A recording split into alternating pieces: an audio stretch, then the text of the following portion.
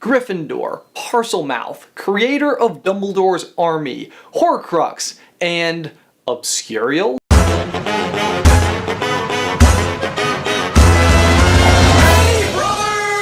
One of the most common questions that we have gotten since Fantastic Beasts and Where to Find Them came out is, why wasn't Harry an Obscurial? An Obscurial is what you call a wizard who has an Obscurus growing inside of them. An Obscurus is kind of like a magical tumor that starts to exist when a wizard represses their magic. Eventually the Obscurus will turn on its host, exploding out of them, often killing the witch or wizard. The example we see in Fantastic Beasts is Credence, who, like Harry, is adopted. And, like Harry, has a magic-hating mother in the form of Mary Lou Barebone. Mary Lou is the leader of an anti-magic movement known as the Second Salemers. She is constantly having her army of adopted children pass out anti-magic flyers. And she is introduced to us when she is giving an impassioned speech on the steps to the bank that Newt is heading into. Throughout the movie, we see Credence going to Percival Graves to have his hands healed. It is later revealed that these wounds are actually coming from Mary Lou, who is disciplining Credence every time she catches him doing anything unusual or magic related. This drives Credence to try to repress his magical powers, which causes an Obscurus to grow inside of him, which eventually explodes out of him in a dark cloud of destructive rage. When this happens, the Obscurus will typically kill its host, but Credence was uniquely able to actually control his Obscurus. So that leads us to Harry, who had a very similar story to Credence, and yet he didn't turn into a giant black smoke monster and blow a hole in Privet Drive. Harry, much like Credence, was without his birth parents and was raised by people who pretty openly hated magic. Or at least they were open about it after Harry knew about it. The Dursleys weren't exactly out on the street corner rallying people to their cause. But that doesn't mean they didn't punish Harry for doing magic, or even just for being magical at all. For one, despite having a second bedroom in the house, they force Harry to live in the cupboard under the stairs without explaining to him why. They lock him in there for weeks at a time for various bad behaviors, such as his hair growing too quickly or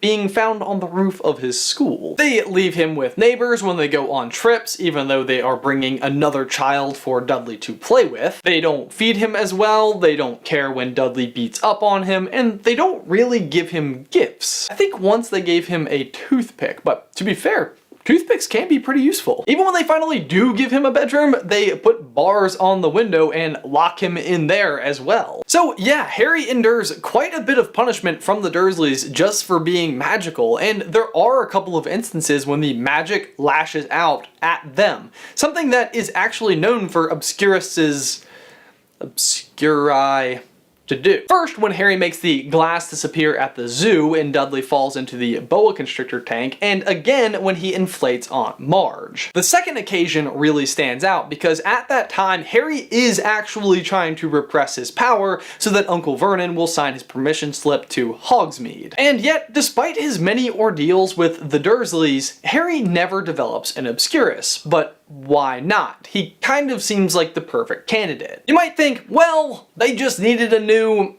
evil thing for the movie and didn't quite figure out how other characters might fit that same description, but that's not actually true. For one, the phrase Obscurus first appears in this book, which was published back in 2001 and is the original copy of Fantastic Beasts and Where to Find Them. Although to be fair, it is actually not a beast in this book, it is actually the publisher, Obscurus Books. And second, there is another character, Ariana Dumbledore, who was almost certainly written to be an Obscurus in the main series. We have a full video on that, just click the card. The real reason is actually pretty simple, and it all comes down to ignorance. Mary Lou Barebone is openly against magic and specifically punishes Credence for doing it. And Credence knows why he's being punished and is specifically repressing his magic to avoid punishment. The Dursleys, on the other hand, while they still definitely hate magic, take more of the ignorance is bliss kind of approach,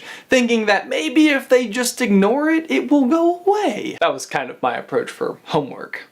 it doesn't work. So even though the Dursleys know what's happening, they are afraid to tell Harry what he's doing or anything about his parents in fear that he might try to develop his powers. And that is the main difference. Harry doesn't even know there is something to repress. He doesn't know he's doing magic. Had the Dursleys actually told Harry what he was and then tried to force him to not do magic, most likely Harry would have developed an Obscurus. Thankfully, they just punished him over and over for basically no reason. I mean, geez, can you imagine if Harry was not only Voldemort's Horcrux, but was also an Obscurial at the same time? That's a bad day. For my question of the day, do you agree? Is that the reason why Harry is not an Obscurial, or did you have your own interpretation? Be sure to leave your thoughts in the towel section down below. Guys, as always, thanks for watching. Be sure to like this video and subscribe to the channel if you haven't already. If you'd like to see some more Harry Potter action from us, you can click right here to find out how Harry may have ruined the Dursleys.